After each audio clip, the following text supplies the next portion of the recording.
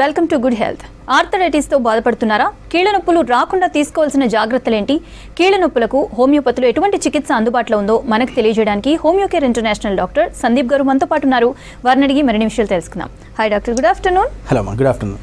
Doctor, ముందుగా చెప్పండి, ఇంతకుముందు చూసుకుంటే ఈ కీళ్ల నొప్పులు కానీ మోకాళ్ళ నొప్పులు కానీ కొంచెం ఏజ్డ్ పర్సన్స్ 50+ ఏజ్లోనే ఎక్కువగా చూసేవాళ్ళం, వాళ్ళే ఎక్కువ ఇబ్బంది పడేవాళ్ళు. బట్ ఇప్పుడు యంగ్ ఏజ్లోనే ఈ కీళ్ల నొప్పులు మోకాళ్ళ నొప్పులు ఇవి వస్తున్నాయి. దీనికి రీజన్స్ ఏంటంటారు? ఓకే అండి. సో ఇప్పుడు మీరు అన్నట్టుగా చాలా యంగ్స్టర్స్లోనే మనము 30-35 ఇయర్స్ ఏజ్ లోపలనే చాలా వరకు ఈ కీళ్ళ నొప్పులు, పర్టికులర్గా వెయిట్ బేరింగ్ జాయింట్స్లో మనం పెయిన్స్ చూస్తున్నాం. అంటే మనకి మోకాల్లో కానివ్వండి, హిప్ జాయింట్లో కానివ్వండి, లేదా నడుము లేదా మెడ, ఈ 4 ఏరియాస్లో మనకి ఎక్కువగా ఈ పెయిన్స్ రావటం అనేది బాధిస్తుంటుందండి. సో దీనికి ప్రధానమైన కారణం ఏంటి అంటే, ఒకటి కాల్షియం డెఫిషియన్సీస్ రావటం and severe vitamin D deficiencies ఇప్పుడు యువతలో చాలా కామన్ అయిపోయిందండి. ఎందుకంటే సన్లైట్ ఎక్స్పోజర్ కానివ్వండి, బయట తిరగటము, అవుట్డోర్ గేమ్స్ ఆడటము, ఇలాంటివి ఏమీ లేకుండా సెడెంటరీ లైఫ్ స్టైల్ చాలా ఎక్కువ మంది లీడ్ చేయటం చూస్తున్నాం అనమాట. సో అండ్ వ్యాయామం లేకపోవటము అండ్ సన్లైట్కి ఎక్స్పోజ్ లేకపోవటము, ఇలాంటివన్నీ కూడా మనం ఒక కారణాలు చెప్పచ్చు. అండ్ వెస్టర్నైజేషన్, మన ఆహారపు అలవాట్లు కూడా బాగా మారిపోతున్నాయి. సో వెస్టర్నైజేషన్, మోడర్న్ డైట్కి అలవాటు పడుతూ ఉండటము, ఇర్రెగ్యులర్ టైమ్స్లో మనము మీల్ తీసుకుంటూ ఉండటము, యాడిక్వేట్గా స్లీప్ లేకపోవటము, ఇవన్నీ కారణాల ద్వారా మనకి ఒబెసిటీ అనేది ఒక ప్రధానమైన కారణం అయిపోతుంది. సో ఈ బరువు మనం ఎక్కువగా ఉండేటప్పుడు మన కీళ్ళేమో బలహీనం పడిపోతూ ఉన్నాయి. And calcium deficiencies, vitamin D deficiencies వల్ల మన వెయిట్ ఏమో బాగా ఎక్కువ పుటాన్ అయిపోతున్నాం. దీనివల్ల మనకి మన బోన్ డెన్సిటీ మన వెయిట్ని బేర్ చేసే అంత స్థాయిలో ఉండట్లేదు అనమాట. దీనివల్ల ఎర్లీగా మనకి ఆస్టియో ఆర్థరైటిస్ అనేది మనం చూస్తూ ఉంటాము. సో దీంతోపాటు మనం కొంతమందిలో లైక్ ఫార్మర్స్లో కానివ్వండి, మన వృత్తిరీత్యా కూడా ఎక్కువ కష్టం చేస్తున్న పనులు ఉంటున్న వాళ్ళల్లో కూడా మనకి ఆస్టియో ఆర్థరైటిస్, డీజనరేటివ్ ఆర్థరైటిస్ చూడించాలన్నమాట. ఉదాహరణకి ఎక్కువసేపు నించొని పనిచేస్తూ ఉంటారు టీచర్స్ కానివ్వండి, లెక్చరర్స్ కానివ్వండి, లేదా ట్రాఫిక్ పోలీస్మెన్ కానివ్వండి, అండ్ ఫార్మర్స్ కానివ్వండి, ఇలా డైలీ వేజెస్, వీళ్ళందరిలో కూడా మనకి ఇలాంటివి వస్తూనే ఉన్నాయన్నమాట. సో దీంతోపాటు మనకి కొన్ని అసోసియేటెడ్ కండిషన్స్ లైక్ థైరాయిడ్ సమస్యలు ఉండేటప్పుడు కూడా మనకి కాల్షియం మెటబాలిజం బాగా దెబ్బతింటుంది. ఇది కూడా మనకి పరోక్షకంగా ఆస్టియో ఆర్థరైటిస్కి దారితీస్తూ ఉంటుంది అనమాట. ఇలాగ అనేకమైన కారణాలు చెప్పచ్చండి. డాక్టర్, అయితే ఇప్పుడు ఆర్థరైటిస్ గురించి అంటూ ఉన్నారు కదా, నార్మల్ జాయింట్ పెయిన్స్కి ఆర్థరైటిస్కి డిఫరెన్స్ ఏంటి? అసలు ఆర్థరైటిస్ అంటే ఏంటి? సో ఆర్థరైటిస్ అంటే మనకి వాడుక భాషలో జాయింట్ పెయిన్స్ అండి. అయితే ఈ జాయింట్ పెయిన్స్ రావడానికి చాలా కారణాలు ఉంటాయి అండ్ ఈ జాయింట్ పెయిన్స్లో చాలా రకాలు ఉన్నాయండి. సో మనం బెటర్ అండర్స్టాండింగ్ గురించి ప్రధానంగా ఒక 4 రకాలుగా దీన్ని క్లాసిఫై చేసుకోవచ్చు అనమాట. సో ముఖ్యంగా ఫస్ట్ది వచ్చేసరికి డీజనరేటివ్ ఆర్థరైటిస్. ఇది చాలా కామన్గా చూస్తూ ఉంటాము. అంటే కీళ్ళు అరిగిపోవటం వల్ల కలుగుతున్న ఆర్థరైటిస్. సో ఇందాక నేను చెప్పినట్టుగా ప్రధానంగా ఇది వెయిట్ బేరింగ్ జాయింట్స్లో వస్తూ ఉంటుంది, మోకాలు, తుంటి, మెడ, నడుములో. సో దీంతో పాటు మనకి ఇంకొక అదర్ ఫామ్ కామన్గా చూసేది ఇన్ఫ్లమేటరీ ఆర్థరైటిస్. సో దీంట్లో ఎగ్జాంపుల్స్ మనము రొమటాయిడ్ ఆర్థరైటిస్ని మనం చెప్పుకోవచ్చు. సో దీంట్లో ఏంటంటే మనకి ఒక ఆటో ఇమ్యూన్ డిజార్డర్ అనమాట. అంటే మన రోగనిరోధక శక్తే మనకి వ్యతిరేకంగా పనిచేసి మన కీళ్ళని నాశనం చేస్తూ ఉంటుంది అనమాట. సో ఆ జాయింట్ డిస్ట్రక్షన్, ఆ కార్టిలేజ్ అంతా కూడా పాడైపోతూ ఉండటం వల్ల మనకి జాయింట్ పెయిన్స్ వస్తూ ఉంటాయి. ఇవి ప్రధానంగా మనకి స్మాల్ జాయింట్స్ నుంచి బిగ్ జాయింట్స్ వరకు ఎఫెక్ట్ అవుతూ ఉంటుంది. అంటే చేతి వేళ్ళు అండ్ మడాలు అండ్ ఆ తర్వాత ఎల్బోస్, షోల్డర్స్, అలాగే కాలు వేళ్ళు, యాంకిల్స్, నీస్, తర్వాత హిప్ జాయింట్, లాస్ట్లో మనకి స్పైన్ ఎఫెక్ట్ అవుతూ ఉంటుంది. అండ్ దీంట్లో ఇంకొక ప్యాటర్న్ ఏంటంటే 2 వైపులా కూడా సేమ్ జాయింట్స్ ఎఫెక్ట్ అవుతూ ఉంటుంది, బయోలేటరల్లీ సిమెట్రికల్ అంటూ ఉంటారు అనమాట. సో ఇలాగా మనం ఈ ఇన్ఫ్లమేటరీ ఆర్థరైటిస్ గురించి చెప్పుకోవచ్చు. అండ్ దీంట్లో మార్నింగ్ స్టిఫ్నెస్ బాగా ఎక్కువగా ఉంటూ ఉంటుంది. సో పొద్దున నిద్ర లేవంగానే మనకి దాదాపు 1-2 గంటల పాటు సాధారణమైన పనులు చేసుకోవడం చాలా కష్టంగా ఉంటూ ఉంటుంది. లేదా ఎక్కువసేపు రెస్ట్ తీసుకొని వేసే తొలి అడుగులు చాలా ఇబ్బందికరంగా ఉంటాయి. ఫస్ట్ మూమెంట్స్ చాలా పెయిన్ఫుల్గా ఉంటాయి. అండ్ ఈ ఎఫెక్ట్ అయిన కీళ్ళన్నీ కూడా బాగా ఎర్రగా కందినట్టు ఉండటము, వాపు ఉండటము, మనం పట్టి చూసినప్పుడు చాలా వామ్గా ఉండటము, అంటే వెచ్చగా ఉండటము, ఇలా కందిపోయినట్టుగా ఉంటూ ఉంటాయి. సో ఈ పెయిన్స్ అన్నీ కూడా చాలా సివియర్గా ఉంటూ ఉంటాయి. మనం జాయింట్ ఇనిషియల్ మోషన్స్లో మనం విపరీతమైన నొప్పి, బాధ ఉంటూ ఉంటుంది. అండ్ ఈ రొమటాయిడ్ ఆర్థరైటిస్ ఎక్కువగా వాతావరణంలో మార్పులు జరిగినప్పుడు, లేదా మాన్సూన్ సీజన్స్లో కానీ, వర్షాకాలంలో కానివ్వండి, లేదా బాగా చలికాలంలో దీని తీవ్రత చాలా ఎక్కువగా కనిపిస్తూ ఉంటుంది. ఇది కేవలం కీళ్ళకు సంబంధించిన ప్రాబ్లమే కాదు. ఎక్స్ట్రా ఆర్టికులర్ మేనిఫెస్టేషన్స్ కూడా వస్తుంటాయి. అందుకని రూమటాయిడ్ ఆర్థరైటిస్ చాలా ప్రమాదకరమైందిగా మనం చెప్తూ ఉంటాం అనమాట. అంటే దీంట్లో మనకి కళ్ళు కానివ్వండి, మన బ్లడ్ కానివ్వండి, లంగ్స్ కానివ్వండి, అండ్ ఊపిరితిత్తులు కానివ్వండి, అండ్ స్కిన్ కానివ్వండి, ఇవన్నీ కూడా ఈవెన్ ఐస్ కూడా ఇన్వాల్వ్ అవుతూ ఉంటాయి. సో ఇవన్నీ కూడా మనకి క్రమేణా లాంగ్ టర్మ్లో ఉండేటప్పుడు వీటిల్లో కూడా చాలా మార్పులు అవుతూ ఉంటాయి. ఉదాహరణకి పర్టికులర్గా లంగ్స్ విషయం చూసుకుంటే మనకి ఫైబ్రోసిస్ అవ్వటము, ఇంటర్స్టిషియల్ లంగ్ డిసీజెస్ రావటము జరుగుతూ ఉంటుంది లాంగ్ టర్మ్లో. అలాగే మనకి గుండెలో కూడా మనకి పెరికార్డైటిస్ కానివ్వండి, ఎపికార్డైటిస్ కానివ్వండి, అండ్ ప్లోరల్ ఎఫ్యూజన్స్ కానివ్వండి, పెరికార్డియల్ ఎఫ్యూజన్స్ కానివ్వండి వచ్చే అవకాశం ఉంటుంది. అలాగే మన ఐస్ అంతా కూడా మనకి బాగా తడి లేకుండా ఎండిపోయినట్టుగా ఉండటము, కెరటోకంజంటివైటిస్, స్క్లెరైటిస్ వచ్చే అవకాశం ఉంటుంది. అండ్ విపరీతంగా హెయిర్ ఫాల్ అవుతుంది, మనం బరువు తగ్గిపోతూ ఉంటాము. అండ్ స్కిన్ విషయంకి వస్తే కూడా మనకి ఎరిథిమా నోడోజం కానివ్వండి, బాగా స్కిన్ బాగా డ్రైగా అయిపోవటము, ఇలాంటి లక్షణాలన్నీ చూస్తూ ఉంటాము. అండ్ లాంగ్ టర్మ్లో ఈ రొమటాయిడ్ ఆర్థరైటిస్ బాధపడుతున్నప్పుడు మన కీళ్ళన్నీ కూడా వంకర్లు పోతూ ఉంటాయి అన్నమాట, డిఫార్మిటీస్ వచ్చేస్తాయి. సో మనకి అల్నార్ డీవియేషన్ ఉండటము, లేకపోతే స్వాన్ నెక్ డిఫార్మిటీ ఉండటము, లేకపోతే మనకి బోటనరీ డిఫార్మిటీస్ ఉండటము, ఇలాంటివన్నీ జరిగిపోవటం వల్ల మన జాయింట్స్ ఫ్లాట్గా స్ట్రైట్గా ఉండవు అనమాట, మనం ఫ్లెక్స్ చేయలేం. సో ఆ డిఫార్మిటీస్ అన్నీ కూడా వేళ్ళు వంకర్లు పోవటం జరిగిపోవటం వల్ల మనం ఏమైనా హోల్డ్ చేయాలన్నా, మనం అన్నం కలుపుకోవడానికి కానివ్వండి, కాఫీ కప్ పట్టుకోవడానికి కానివ్వండి, ఇలాంటి ఫైన్ మూమెంట్స్ కూడా దెబ్బతింటాయి అన్నమాట. సో ఇలాంటి ఈ డ్యామేజ్ స్టేజ్ వరకు, డిఫార్మిటీస్ స్టేజ్ వరకు మనం వెళ్ళిపోయినప్పుడు అవి పర్మనెంట్ చేంజెస్, మళ్ళీ మనం దాన్ని ఏమీ చేయను కాదనమాట. సో అందుకని రొమటాయిడ్ ఆర్థరైటిస్ పెయిన్స్ ఉంటున్నాయి, పర్టికులర్లీ బైలేటరల్ జాయింట్స్, రెండు వైపులా సేమ్ జాయింట్స్, స్మాల్ జాయింట్స్ నుంచి పెద్ద కీళ్ళ వరకు ఎఫెక్ట్ అవుతున్నాయి అనుకునేటప్పుడు మనం ఇమీడియట్గా డాక్టర్ గారిని కలవాలి. దానికి తగినట్టుగా ఫిజికల్ ఎగ్జామినేషన్ చేయించుకొని ఒక ప్రాబుల్ డయాగ్నోస్కి వచ్చి దాన్ని వ్యాధి నిర్ధారణ పరీక్షలతోటి ఫైనల్ డయాగ్నోస్ చేసుకొని దానికి తగినట్టుగా మనం ఎంత ఎర్లీగా ట్రీట్మెంట్ స్టార్ట్ చేసుకుంటే మనం అంత సివియర్ కాంప్లికేషన్స్లోకి పోకుండా చాలా ఎర్లీగానే ఈ స్టేజెస్ నుంచి మనం బయటకు పడిపోవచ్చు. ఓకే డాక్టర్, ఇప్పుడు మీరైతే టైప్స్ ఆఫ్ ఆర్థరైటిస్ చెప్పారు, లైక్ ఆస్టియో కానీ, రుమటాయిడ్, ఇంకా గౌటీ ఉండింది, సోరియాటిక్ ఆర్థరైటిస్, ఇట్లా టైప్స్ ఆఫ్ ఆర్థరైటిస్ ఉన్నాయి. మీరు కూడా చాలా కేసెస్ చూస్తూ ఉంటారు డైలీ మీ హాస్పిటల్లో. సో ఏ కేసెస్ ఎక్కువగా వస్తుంటాయి? ఈ టైప్స్ ఆఫ్ ఆర్థరైటిస్ చూసుకుంటే ఎవరు ఎక్కువగా వస్తూ ఉంటారు? ఓకే అండి, సో మనకి చాలా కామన్గా చూసేది ఫస్ట్ ఆస్టియో ఆర్థరైటిస్ ఎక్కువ మందిలో చూస్తూ ఉంటామండి. ఇది చాలా కామనెస్ట్ ఆర్థరైటిస్ అనమాట. సో ఇది ఎందుకు కామన్ అయిపోతుంది అంటే మనం ఇందాక చెప్పిన కారణాలన్నీ చెప్పుకోవచ్చు. సో దాంతోపాటు మనకి రొమటాయిడ్ ఆర్థరైటిస్ కూడా చూస్తూనే ఉంటూ ఉంటాం. అండ్ ఈ రెండు ఆర్థరైటిస్లో చాలా కామన్గా ఎక్కువగా వస్తున్నాయండి ఇప్పుడు ప్రెసెంట్. బట్ వీటితో పాటు మీరు అన్నట్టు గౌటీ ఆర్థరైటిస్ కానివ్వండి, లేదా మనకి సీరో నెగిటివ్ పాలీ ఆర్థరైటిస్ అంటారు అనమాట. అంటే ఈ సోరియాటిక్ ఆర్థరైటిస్ కానివ్వండి, రియాక్టివ్ ఆర్థరైటిస్ కానివ్వండి, జువనైల్ ఇడియోపతిక్ ఆర్థరైటిస్ అంటారు అనమాట. ఇలాంటివన్నీ కూడా మనం సీరో నెగిటివ్ పాలీ ఆర్థరైటిస్ అంటూ ఉంటాం. సో ఈ సీరో నెగిటివ్ పాలీ ఆర్థరైటిస్ అంటే ఏంటంటే మనకి బేసికల్గా ఇందాక నేను చెప్పినట్టు రొమటాయిడ్ ఆర్థరైటిస్ లక్షణాలన్నీ ఉంటూ ఉంటాయి, రెండు వైపులా కీళ్ళు ఎఫెక్ట్ అవ్వటం, వాపు, ఇవన్నీ కూడా. కానీ మనం వ్యాధి నిర్ధారణ పరీక్షలు చేసుకున్నప్పుడు, అంటే ఉదాహరణకి రొమటాయిడ్ ఫ్యాక్టర్ కానివ్వండి, యాంటీ-సిసిపి యాంటీబాడీస్ కానివ్వండి, ఇలాంటి పరీక్షలు మనం చేసినప్పుడు ఈ మార్కర్స్ అన్నీ కూడా నెగిటివే చూపిస్తూ ఉంటాయి అనమాట. కానీ క్లినికల్లీ పేషెంట్ మనం ఎగ్జామిన్ చేసినప్పుడు కానివ్వండి, లేదా పేషెంట్ చెప్పే కంప్లైంట్స్ అన్నీ కూడా మనకి ఇన్ఫ్లమేటరీ ఆర్థరైటిస్ని పోలి ఉంటాయి. సో వీటినే సీరో నెగిటివ్ పాలీ ఆర్థరైటిస్ అంటారు. కానీ మనం ప్రాపర్గా హిస్టరీ ఎవాల్యుయేట్ చేసినప్పుడు పేషెంట్ చెప్తూ ఉంటారు అనమాట. ఉదాహరణకి సోరియాటిక్ ఆర్థరైటిస్లో వాళ్ళని ఎగ్జామిన్ చేసినప్పుడు వాళ్ళ స్కిన్ మీద సోరియాసిస్ లక్షణాలు ఉండటము, అండ్ సోరియాసిస్ ప్యాచెస్ ఉండటం, స్కేలింగ్ ఉండటం, దురదలు ఉండటం, ఇలాంటివన్నీ ఉంటూ ఉంటాయి. అలాగే రియాక్టివ్ ఆర్థరైటిస్ సస్పెక్ట్ చేసేటప్పుడు వాళ్ళు ఒక 2-3 వీక్స్ ముందర వాళ్ళకి ఐదర్ యూరినరీ ట్రాక్ట్ ఇన్ఫెక్షన్ అన్నా ఉంటుంది, మనం మంచిగా సరైన ప్రశ్నలు అడిగినప్పుడు మూత్రంలో మంట ఉండటము, లేదా అక్కడ పస్ రావటము, ఇలాంటివన్నీ కూడా మనం చూస్తూ ఉంటాం. లేదా మనకి అప్పర్ రెస్పిరేటరీ ట్రాక్ట్ ఇన్ఫెక్షన్స్ ఉండటం, సోర్ త్రోట్, గొంతు బొంగురుపోయిన హిస్టరీ, లేదా విపరీతమైన దగ్గుతోనూ సర్దితోనూ వాళ్ళు ఒక 3 వారాల కిందట 2 వారాల కిందట బాధపడుతున్న హిస్టరీ చెప్తూ ఉంటారు అనమాట. సో ఇవన్నీ కూడా రియాక్టివ్ ఆర్థరైటిస్ అంటూ ఉంటాం.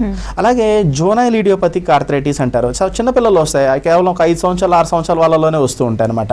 వాళ్ళల్లో మనకి ఈ టెస్టులు చేసినప్పుడు కూడా నెగిటివ్ ఉంటాయి. ఈవెన్ పిల్లల్లో మనకి ఆర్ఏ ఫ్యాక్టర్ పాజిటివ్ వచ్చిన కేసెస్ కూడా ఉన్నాయి. అంటే జువనైల్ రొమటాయిడ్ ఆర్థరైటిస్ అని కూడా అంటూ ఉంటాం. అలాగే కొన్ని రిపోర్ట్స్ నెగిటివ్ కూడా వస్తూ ఉంటాయి అనమాట. దాన్ని ఇడియోపతిక్ ఆర్థరైటిస్ అంటారు. సో ఈ వీళ్ళ పిల్లల్లో కూడా మనకి 5 to 6 years ఏజ్ గ్రూప్లోనే స్టార్ట్ అయిపోతూ ఉంటాయి. బికాస్ ఆఫ్ ఆటో ఇమ్యూనిటీ ఒక కారణంగా చెప్పొచ్చు. అంటే వాళ్ళ రోగనిరోధక శక్తి వాళ్ళని గతి తప్పి చేస్తూ ఉంటుంది. అలాగే వైరల్ ఆర్థరైటిస్, పర్టికులర్గా వైరల్ ఫీవర్ బాధపడ్డాక చాలా మందిలో వైరల్ ఫీవర్స్లో మనకి జాయింట్ పెయిన్స్ చూస్తూ ఉంటాము. ఫీవర్ కంట్రోల్ అవ్వగానే మనకి అవి తగ్గిపోతూ ఉంటాయి సాధారణంగా. కానీ ఒక 30-40% మందిలో మాత్రము మనకి దాదాపు ఒక 3 నుంచి 4 వారాల పాటు ఈ కీళ్ళ నొప్పులు ఇబ్బంది పెడుతూ ఉంటాయి అనమాట. సో వీళ్ళల్లో కూడా కొంతవరకు 3-4 వారాల తర్వాత సెటిల్ అయిపోతాయి. బట్ ఒక 10 to 15% కేసెస్లో మాత్రం అది అలా కంటిన్యూ అయితేనే ఉంటుంది. దాదాపు 6 నెలల సంవత్సరం పాటు కూడా వాళ్ళు ఆ కీళ్ళ నొప్పి సమస్యతో బాధపడుతూ ఉంటారు. కొన్ని సందర్భాల్లో ఈ వైరల్ ఆర్థరైటిస్ కాస్త మనకి సీరో పాజిటివ్ అంటే లైక్ రొమటాయిడ్ ఆర్థరైటిస్ కింద కూడా మారే అవకాశాలు ఉంటాయి. అయితే డాక్టర్, ఇప్పుడు ఆస్టియోఆర్థరైటిస్ గురించి చెప్పారు కదా, అయితే ఎవరిలో వచ్చే అవకాశం, ఎందుకంటే నార్మల్గా ఇందాక అనుకున్నట్టు నార్మల్ జాయింట్ పెయిన్స్ లాగానే స్టార్ట్ అవుతూ ఉంటుంది. అది ఆస్టియోఆర్థరైటిసా లేదంటే నార్మల్ జాయింట్ పెయిన్స్ అని అర్థం కాదు. ఎలాంటి సిమ్టమ్స్ వల్ల ఇది ఆస్టియోఆర్థరైటిస్ అని తెలుసుకోగలుగుతారు అండ్ ఎవరిలో వచ్చే అవకాశం ఎక్కువగా ఉంటుంది? ఓకే అండి, ఇది స్త్రీ పురుషుల్లో ఎవరిలో అన్నా రావచ్చు అండి. అండ్ మనం ఇందాక చెప్పుకున్నట్టు బేసికల్లీ ఆస్టియోఆర్థరైటిస్ అంటే అరుగుదలకు సంబంధించింది. అండ్ పర్టికులర్గా లొకేషన్ మనం వెయిట్ బేరింగ్ జాయింట్స్లో చూస్తుంటాం. మనం ఫిజికల్గా ఎగ్జామిన్ చేసేటప్పుడు మనకి క్రిపిటస్ అనేది బాగా తెలుస్తుంటుంది అనమాట. సో ఈ ఆస్టియోఆర్థరైటిస్ కేసెస్లో కూడా మనం ఎక్కువ మోకాళ్ళ నొప్పులు బాగా చూస్తూ ఉంటాం అనమాట. సో మనం మోకాల్ని పట్టి చూసినప్పుడు ఫిజికల్ ఎగ్జామినేషన్ చేసినప్పుడు మనకు ఒక క్రాక్లింగ్ సౌండ్ అనేది తెలుస్తుంది అనమాట. కట్ మన శబ్దం అని వినిపిస్తుంటుంది. మనం మన చెయ్యి మోకాల మీద పెట్టి కాలు ఆడించినప్పుడు we can feel that crepitus. So ఈ కీళ్ళ అరుగుదల ఉంటుంది అంటే మనం ఆ క్రిపిటస్ ఉన్నప్పుడు మనం దాన్ని ఫిజికల్ ఎగ్జామినేషన్ ద్వారా సస్పెక్ట్ చేస్తూ ఉంటాం. దాన్ని మనం కన్ఫర్మేషన్ చేసుకోవడానికి X-ray, AP lateral view, knee joint చేయించినప్పుడు మనకి క్లియర్ కట్గా మనకి బాగా తెలిసిపోతుంది అనమాట. సో మనకి ఆ 2 ఎముకల మధ్యలో ఉన్న జాయింట్ స్పేస్ సన్నపడిపోతుంది, నేరో అయిపోతుంది. అండ్ మనకి ఆ అరుగుదలకు సంబంధించిన కణాలు బాగా కొట్టొచ్చినట్టుగా కనిపిస్తుంటాయి, ఆస్టియోఫైట్స్ అంటూ ఉంటాం. అండ్ కొంతమంది కేసెస్లో మనకి సబ్ కాంట్రాల్ సిస్ట్స్ ఉండటము, ఇలాంటి ఫైండింగ్స్ అన్నీ మనం చూసుకోవచ్చు. దాన్ని బట్టి ఈ ఆస్టియోఆర్థరైటిస్ సమస్య తోటి బాధపడుతున్నారు. అండ్ అది ఏ స్టేజ్లో ఉందో కూడా మన ఎక్స్రే ఫైండింగ్స్ ద్వారా మనం తెలుసుకోవచ్చు. సో ఇది ఎవరిలో ఉంటుంది అంటే రిస్క్ ఫ్యాక్టర్స్, ఒబెసిటీ ఉండటము, విటమిన్ డి డెఫిషియన్సీస్ ఉండటము, ఇవన్నీ కూడా. సో ఇర్రెస్పెక్ట్ ఆఫ్ ఏజ్ ఇప్పుడు ఈవెన్ 30sలోనే వచ్చేస్తుంది. ఇదివరకు 50sలో ఉండేది కాస్త 30sలోనే వచ్చేస్తుంది మనం ఇందాక చెప్పుకున్న రిస్క్ ఫ్యాక్టర్స్ వల్ల. అయితే ఈ ఆర్థరైటిస్ ప్రాబ్లం అనేది హెరిడిటరీయా, వంశపారంపర్యంగా వచ్చే అవకాశం ఎంతవరకు ఉంటుంది? తప్పకుండా అండి. కొన్ని రకాల ఆర్థరైటిస్లో ఇందాక చెప్పుకున్నట్టు మనం రొమటాయిడ్ ఆర్థరైటిస్లో మనకి వంశపారంపర్యంగా వచ్చే అవకాశం ఉంటుంది అనమాట. సో పాజిటివ్ ఫ్యామిలీ హిస్టరీ ఉంటుంది ఖచ్చితంగా దీంట్లో. దాంతోపాటు అంటే ఫ్యామిలీ హిస్టరీ మన తల్లిదండ్రుల్లో కానీ మన పూర్వీకుల్లో ఉందంటే ఖచ్చితంగా అందరికీ వాళ్ళ ఫ్యామిలీ అంతా నెక్స్ట్ జనరేషన్స్ బాధపడాలని ఏం కాదు. కానీ ఎవరిలో అయితే విపరీతమైన స్ట్రెస్ బిల్డప్ చేస్తూ ఉంటారో, ఎక్కువ ఒత్తిడికి లోనైతుంటారో వాళ్ళ జీవన విధానంలో, వాళ్ళకి ఈ రొమటాయిడ్ ఆర్థరైటిస్ వచ్చే అవకాశం ఉంటుంది. And healthy life style lead చేయకుండా మనం కొన్ని ఎడిక్షన్స్ ఉంటూ ఉండటమో, లేకపోతే కొన్ని థైరాయిడ్ లాంటి సమస్యలు ఒక్కోసారి ఇలాంటి వాళ్ళలో వచ్చినప్పుడు వాళ్ళకి వచ్చే అవకాశం ఉంటుంది. అండ్ ఈ ఫ్యామిలీ హిస్టరీ ఉన్న జనరేషన్స్లో వైరల్ ఫీవర్స్, పర్టికులర్లీ చికెన్ గున్యా కానీ డెంగ్యూ, మలేరియాస్ వచ్చేటప్పుడు మన రోగనిరోధక శక్తి బాగా దెబ్బతింటుంది వైరల్ ఫీవర్స్లో. అది అప్పుడు గతి తప్పి మళ్ళీ మన జాయింట్స్ మీద తిరిగి ప్రభావం చూపిస్తూ ఉంటుంది. అప్పుడు మనకి రొమటాయిడ్ ఆర్థరైటిస్ స్టార్ట్ అయ్యే అవకాశం ఉంటుంది. అలాగే గౌటీ ఆర్థరైటిస్ కూడా మనకి ఫ్యామిలీ హిస్టరీగా వచ్చే అవకాశం ఉంటుందండి. సో ఈ గౌటీ ఆర్థరైటిస్లో కూడా మనకి యూరిక్ యాసిడ్ లెవెల్స్ బాగా పెరిగిపోతూ ఉంటాయి. ఎప్పుడైతే మనకి 7.2 అంతకన్నా ఎక్కువ ఉంటుందో మన బ్లడ్లో యూరిక్ యాసిడ్, అది చిన్న చిన్న పర్టికల్గా మారిపోతాయి అనమాట ఆ యూరిక్ యాసిడ్ అంతా కూడా. సో ఆ క్రిస్టల్స్గా మారిపోయి మనకి జాయింట్స్ చుట్టూతా పెరిగిపోతూ ఉంటుంది. పర్టికులర్గా ఇది మన కాళ్ళల్లో ఉన్న బొటన వేలులో మనకి బాగా కనిపిస్తూ ఉంటుంది అనమాట. దాన్ని పొడాగ్రా అంటాం, ఎక్యూట్గా సెటిల్ అయినప్పుడు. సో ఇది బాగా ఎర్రగా ఉండటము, కందినట్టు ఉండటము, మనం ఈవెన్ టచ్ చేయడానికి కూడా భయపడుతూ ఉంటాం. అంత విపరీతమైన నొప్పి ఉంటుంది అనమాట. ఏదో కొట్టినట్టుగా అంత కందిపోయినట్టు ఉంటుంది. సో ఈ గౌటీ ఆర్థరైటిస్ కూడా మనకి వచ్చే అవకాశం ఉంటుంది. సో పర్టికులర్గా మన శరీరంలో మన కిడ్నీలు శుద్ధి చేయలేనంత యూరిక్ యాసిడ్ ద్వారా మనకి ఈ యూరిక్ యాసిడ్ తయారవుతున్నా కానివ్వండి, లేదా మన కిడ్నీస్ ఫిల్టర్ చేయలేని అంత ఎక్కువ మోతాదులో ఇది తయారవుతున్నా కానీ, ఐదర్ ప్రొడక్షన్ అయినా ఎక్స్క్రీషన్ అయినా తగ్గిపోయినప్పుడు మనకి యూరిక్ యాసిడ్ అక్యుములేట్ అవుతూ ఉంటుంది అనమాట. ఓకే డాక్టర్, కాల్ తీసుకుందాం. నాగమణి గారు చెప్పండి, ప్రాబ్లం ఏంటి? ప్రాబ్లం అండి, నాకు జాయింట్ పెయిన్స్ అండి. అమ్మా చెప్పండి అమ్మా, ఎక్కడ ఉంటున్నాయమ్మా జాయింట్ పెయిన్స్? అన్ని ఏళ్లకి కాళ్ళకి అన్ని ఉండి మేము ఆయుర్వేదం వాడామండి మలకపేటలో శ్రీనివాస్ గారి డాక్టర్ దగ్గర. ఓకే అమ్మా. తగ్గిపోయినాయండి. మంచిదమ్మా. తగ్గిపోయినప్పుడు 3 సంవత్సరాల నుంచి వాడట్లేదు. Okay okay. ఇబ్బంది అయ్యి పోవట్లేదండి. ఓకే అమ్మా. ఇప్పుడు మరి మీ వాడదామని సార్ చెప్తున్నారు, టీవీలో చూస్తున్నా.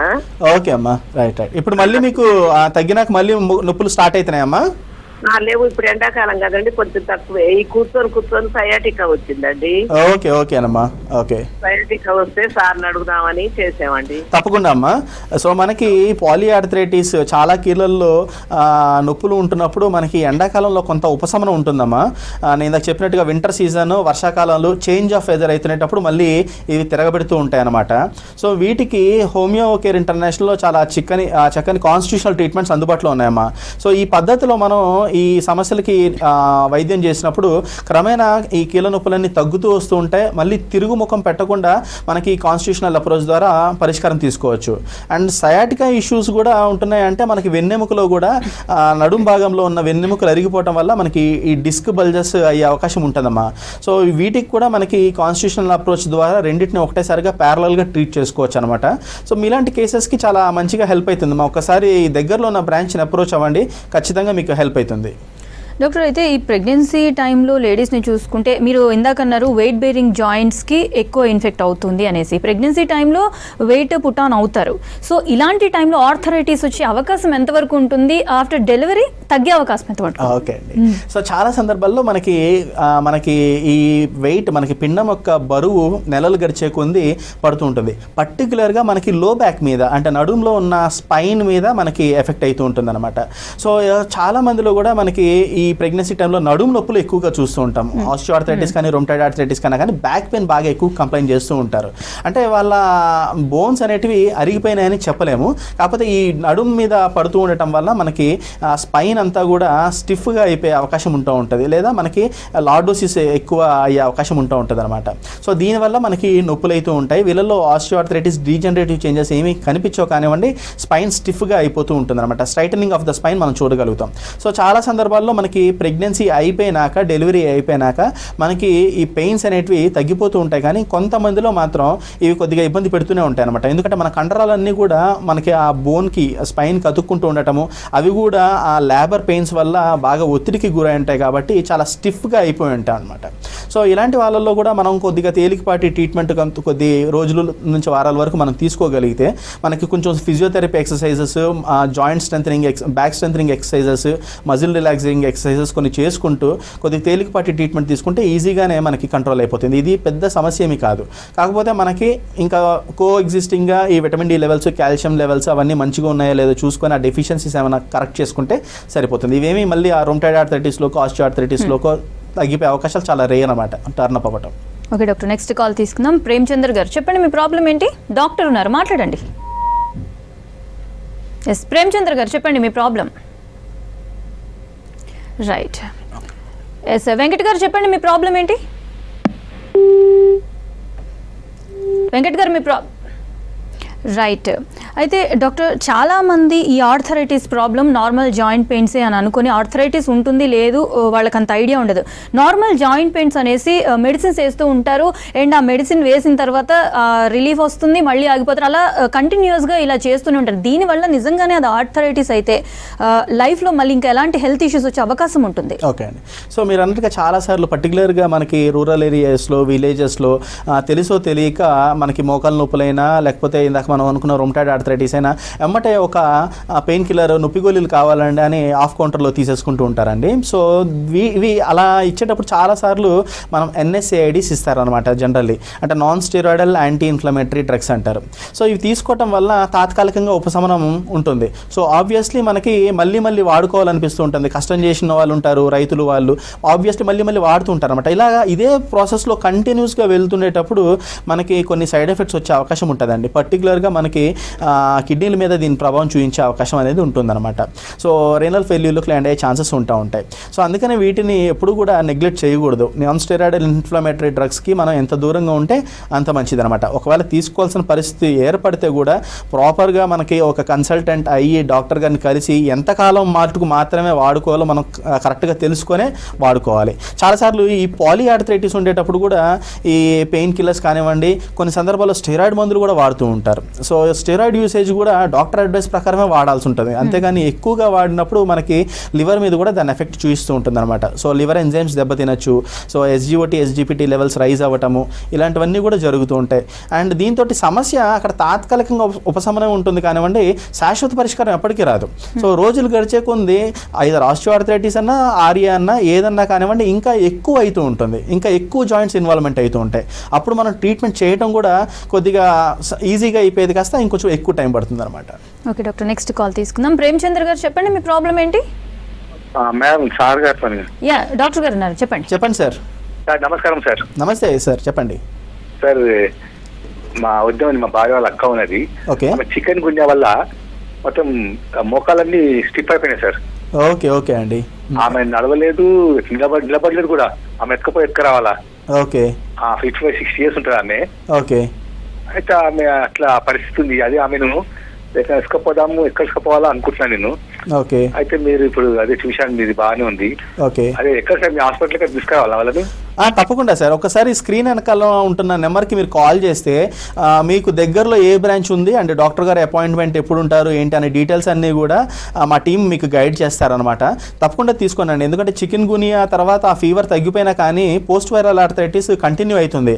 నడవడం కూడా చాలా కష్టం అంటున్నారు కాబట్టి మనం ఎర్లీగా స్టార్ట్ చేసుకోవడం మంచిది. అండ్ వయసు కూడా 65 ఏళ్ళు అంటున్నారు కాబట్టి వీళ్ళల్లో మనం రోజు మళ్ళీ మన డైలీ రెగ్యులర్ యాక్టివిటీస్ చేసుకోవాలి అనుకునేటప్పుడు మనం ఎంత తొందరగా స్టార్ట్ చేసుకుంటే మనకి రిజల్ట్స్ కూడా అంత ఎఫెక్టివ్గా ఉంటూ ఉంటాయి. కాబట్టి ఒకసారి దగ్గరలో ఉన్న బ్రాంచ్ని అప్రోచ్ అవ్వండి సార్. డాక్టర్, అయితే ఏదైనా పెయిన్ కానీ కొన్ని ప్రాబ్లమ్స్కి నార్మల్గా వేరే వాళ్ళు వాడే మెడిసిన్, నాకు ఈ ప్రాబ్లం ఉంది కదా నువ్వు ఇది వాడుతున్నావు, సో నేను సజెస్ట్ చేస్తూ ఉంటారనమాట. వాళ్ళు వాడుతున్నారు, సో వీళ్ళకి తగ్గింది, నువ్వు వాడు, ఇలాగ ఉంటుందన్నమాట. బట్ హోమియోపతిలో కాన్స్టిట్యూషనల్ మెడికేషన్ ఉంటుంది. ఇది ఒక్కొక్కరికి ఒక్కొక్క విధంగా ఉంటుంది అంటారు. అసలు ఏంటి కాన్స్టిట్యూషనల్ మెడికేషన్ గురించి? సో కాన్స్టిట్యూషనల్ మెడికేషన్ అంటే పేషెంట్ యొక్క లక్షణాలతో పాటు వాళ్ళ ఫిజికల్ సిమ్టమ్స్ కానివ్వండి, వాళ్ళకున్న సమస్యని డయాగ్నోస్ చేసుకుంటూనే వాళ్ళ శరీర తీరుకి తగినట్టుగా వైద్యం చేయటం అండి. అంటే వాళ్ళ యొక్క మనస్తత్వం కానివ్వండి, వాళ్ళ శరీర తీరు ఎలా ఉంది అనేటిదంతా కూడా డీటెయిల్డ్గా మనకి హోమియోపతిక్ కేస్ టేకింగ్ ఫార్మాట్ ఒకటి ఉంటుందన్నమాట. ఫాదర్ ఆఫ్ హోమియోపతి హానుమన్ గారు నేర్పించిన విధానం. సో దాన్ని ఇక్కడ చాలా క్లాసికల్గా ఫాలో అవుతూ ఉంటాం అనమాట. సో ఆ అప్రోచ్ ద్వారా మనకి వాళ్ళకి తగినట్టుగా కాన్స్టిట్యూషనల్ అప్రోచెస్ ఇవ్వటము, దానికి suitable next follow up remedies ఇస్తూ మనం ట్రీట్ చేసుకోవటం వల్ల ఇలాంటి ఎన్నో మొండి సమస్యల నుంచి మనం చాలా ఈజీగా బయటపడగలుగుతున్నాం.